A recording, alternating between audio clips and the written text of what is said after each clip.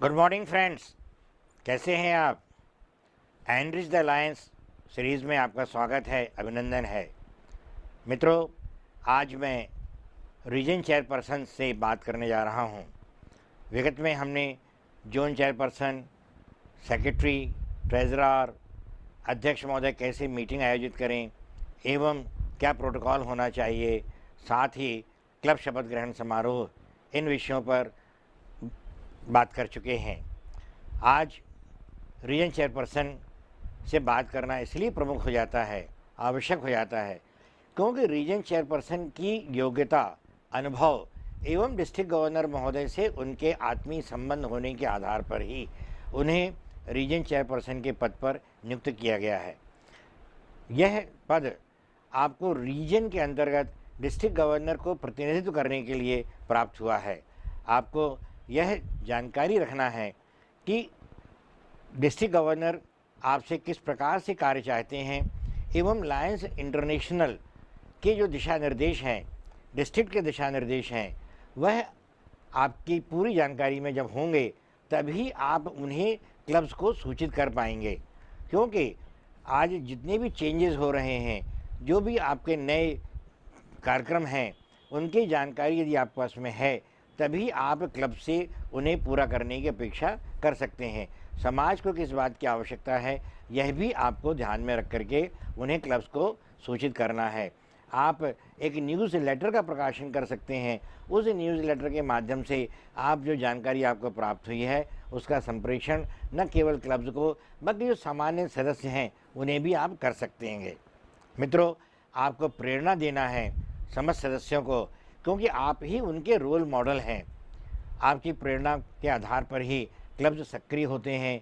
Club अध्यक्ष यह सोचता है कि यदि अमुक व्यक्ति रीजन चेयरपर्सन है तब मेरा उससे नित्य संपर्क होने के कारण से मैं आगे बढ़ सकता हूँ। अपनी व्यथा, अपनी दुविधा वह आपसे शेयर कर सकता है। आप उन्हें प्रेरणा दे सकते हैं। आपको प्रेरणा देने के लिए प्रभावी बनना बहुत आवश्यक है, क्योंकि जैसा मैंने कहा कि हर अध्यक्ष या नीचे का जो भी पदाधिकारी है वह आपको अपना रोल मॉडल मानता है। आप उसके लिए आइडल हैं। अब यदि आप उनके लिए आइडियल हैं तब उस आइडियल का भी लाभ क्लब को प्राप्त होना चाहिए, और ये आइडियल आपको बनने के लिए वो गुण आपके अंदर विकसित करना चाहिए। इन गुणों के बारे में हम best you can do series में बात कर चुके हैं। आप उसका अवलोकन करें, आप उनसे जो भी सीख है वो लेकर के प्रभावी बने, यही मेरी आपसे अपेक्षा है। मित्रों, आपसे डिस्ट्रिक्ट को बहुत आशाएं हैं। आपको अंदर नॉलेज होना चाहिए डिस्ट्रिक्ट के कार्यक्रमों की, आपके अंदर इंटरनेशनल के संविधान की जानकारी होनी चाहिए। आपको रिड्रेस, आपके डिस्प्यूट रिड्रेसल कैसे करना है, इस बात के लिए सभी क्लब्स आपसे अपेक्षा करते हैं। आपके ऊपर जिम्मेदारी है कि आप कैसे क्लबों के अंदर एक उत्साह का वातावरण पैदा करें। आप जो रिपोर्ट्स हैं वो कैसे क्लब कंप्लीट करे।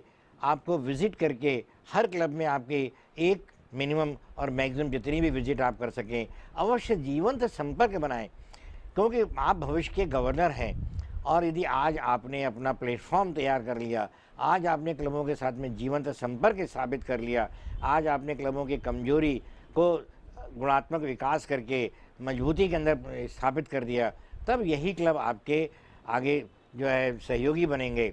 तो यह जिम्मेदारी आप अवश्य पूरी करें।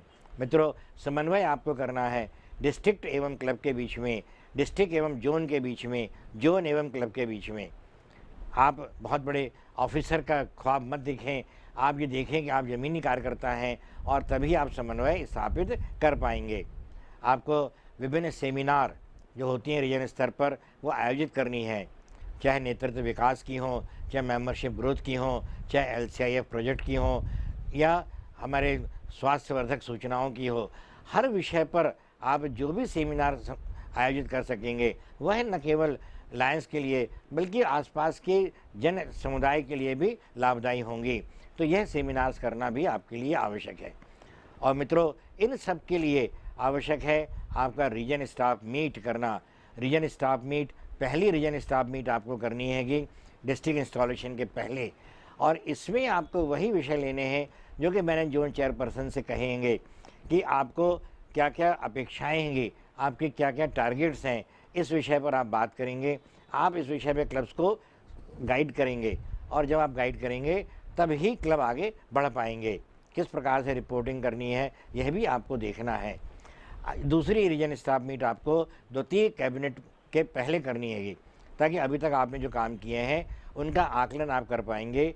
और डिस्ट्रिक्ट की तीसरी जो बैठक है उसके आसपास में आपको रीजन कॉन्फ्रेंस आयोजित करनी है।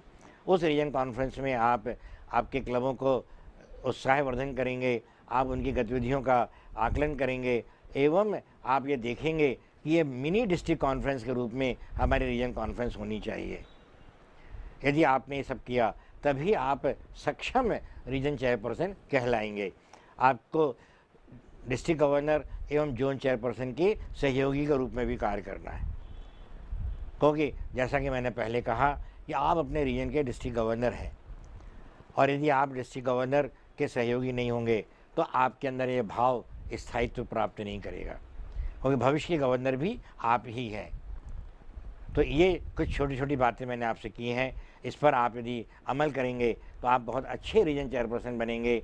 इन्हीं शुभकामनाओं के साथ में कि आप आगे बढ़ें और आपका कार्यकाल उज्जवल रहे, स्वर्णिम रहे, मैं शुभकामनाएं देते हुए अपनी वाणी को विराम देता हूँ। जय हिंद, जय भारत, जय लायनवाद।